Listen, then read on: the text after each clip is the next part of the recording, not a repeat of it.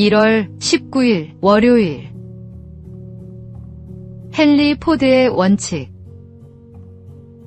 자동차 왕으로 불리는 헨리 포드는 어려서부터 기계를 만지는 일을 좋아했습니다. 그 작은 흥미는 결국 가솔린 자동차 개발로 이어졌고, 나아가 대량 생산 체계를 구축하여 새로운 산업 시대를 여는 기초가 되었습니다. 그는 생산비가 절감되자 노동자의 임금을 오히려 올리는 과감한 결정을 내렸고, 이는 지속 가능한 경영의 모범이 되었습니다. 포드는 평생 붙들어야 할 원칙을 분명히 알고 있었습니다. 자신이 무엇을 하는지 확실히 이해하며 분명한 동기를 세웠고, 이는 그가 어려움을 뚫고 나아가는 끈기가 되었습니다. 또한 구체적이면서도 건실한 계획을 세우고 꾸준히 점검하며 목적을 향해 끝까지 걸어갈 수 있도록 의지력과 좋은 습관을 길러갔습니다. 더불어 그는 항상 다른 사람의 입장에서 생각하며 협력하는 태도를 잃지 않았습니다. 혼자 이루는 성취에는 한계가 있다는 사실을 잘 알고 있었기 때문입니다. 새해를 시작하는 우리는 어떨까요? 장애나 불행이 눈앞에 보인다는 이유로 쉽게 체념한다면 결코 목적지에 도달할 수 없습니다. 하나님은 끝까지 붙드는 사람에게 새로운 길을 여시고 작은 시작을 큰 열매로 바꾸시는 분입니다. 오늘의 말씀. 너의 행사를 여호와께 맡기라. 그리하면 내가 경영하는 것이 이루어지리라. 오늘의 만나. 하나님께서 주신 소명을 분명히 알고 계획하며 끝까지 나아가십시오. 함께 협력할 때 더 큰 열매를 맺습니다.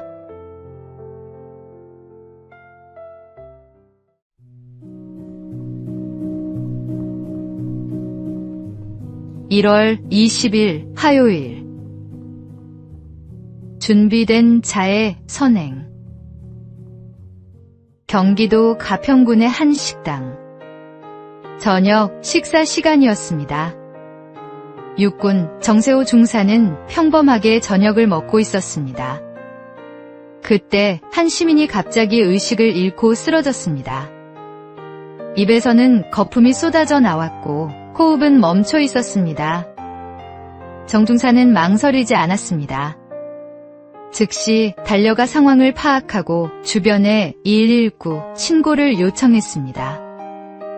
음식물이 기도를 막았다고 판단한 정 중사는 하임리히법을 시작했습니다. 두세 차례 시도했지만 환자의 호흡은 돌아오지 않았습니다. 손은 여전히 차가웠습니다. 그러나 정 중사는 포기하지 않았습니다. 5분간 계속 복부를 압박했고 마침내 음식물이 나왔습니다. 환자는 호흡을 되찾았습니다. 119에 환자를 인계한 정 중사는 조용히 자리를 떠났습니다.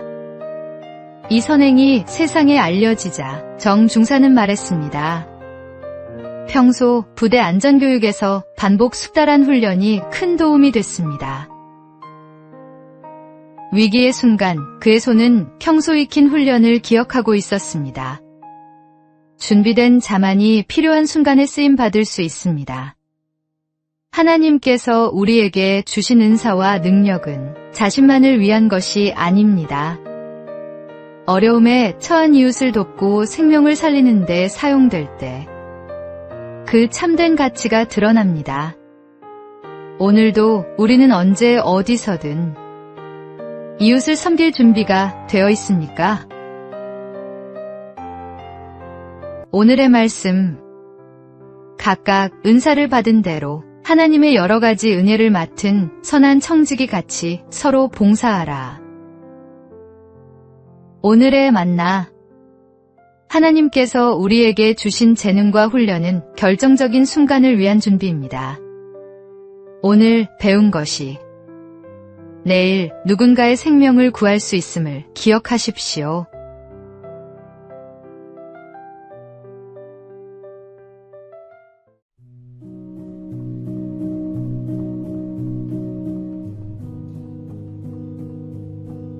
1월 21일 수요일. 보이지 않는 경계선. 누군가 오래된 어항에서 산금붕어를 넓은 수조로 옮겨 주었다는 이야기가 있습니다. 새 수조는 훨씬 넓고 마음껏 헤엄칠 수 있는 공간이 있었지요. 그런데 금붕어는 넓은 공간이 생겼음에도 불구하고 단 한 곳만 맴돌며 작은 원을 그리며 헤엄쳤다고 합니다. 어항에 있을 때 부딪히지 않으려고 익숙해진 그 작은 동선에서 벗어나지 못하는 것이었습니다. 더 이상 벽이 가로막고 있지 않는데도 스스로 만들어 놓은 보이지 않는 경계선을 넘지 못한 것입니다. 사람도 이와 크게 다르지 않습니다. 반복된 실패, 마음의 상처, 좌절의 기억 때문에 더 이상 시도해봐야 소용없다고 생각하는 순간이 찾아옵니다. 사실은 이미 넓어진 길이 있음에도 예전의 한계 안에서만 움직이며 스스로를 가두어 버리곤 합니다. 당신 마음속에도 그런 보이지 않는 선이 있습니까? 그러나 기억해야 합니다. 우리는 하나님께서 주신 가능성과 힘을 가진 존재입니다.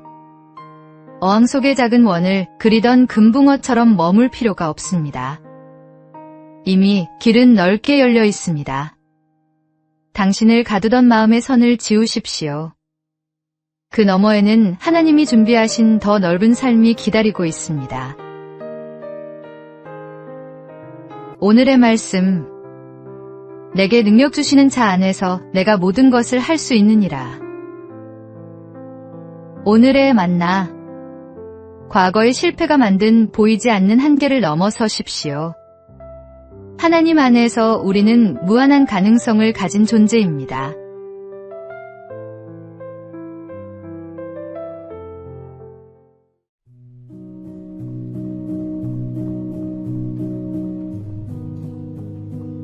(1월 22일) 목요일.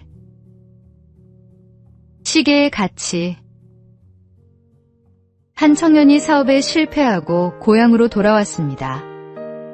특히 사업 자금을 마련하기 위해 팔았던 할아버지의 낡은 시계가 자꾸만 생각났습니다. 그 시계는 할아버지의 하나 남은 유품이었지만 팔 때는 겨우 몇만 원을 받았습니다. 몇 년 후 청년은 작은 회사에 취직해 성실하게 일하며 조금씩 자리를 잡아갔습니다.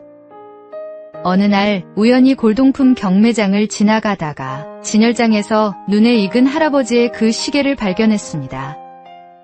놀랍게도 그 시계는 희귀한 빈티지 시계로 경매 예상가가 수천만 원에 달했습니다. 청년은 그제야 깨달았습니다. 자신이 헐값에 팔았던 그 시계가 실은 엄청난 가치를 지니고 있었다는 것을. 하지만 동시에 또 다른 깨달음이 찾아왔습니다.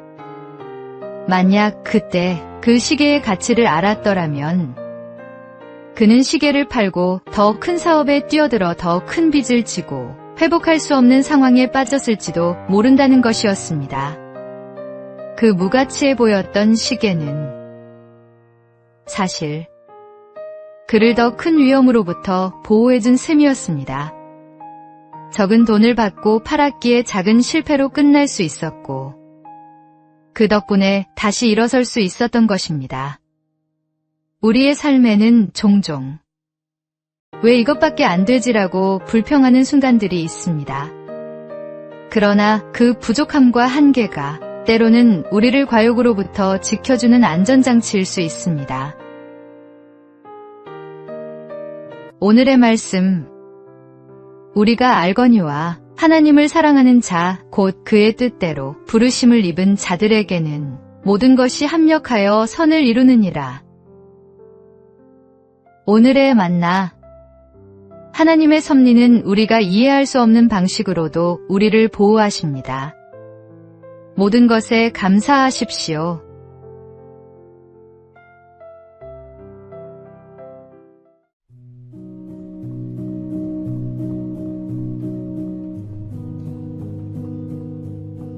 (1월 23일) 금요일.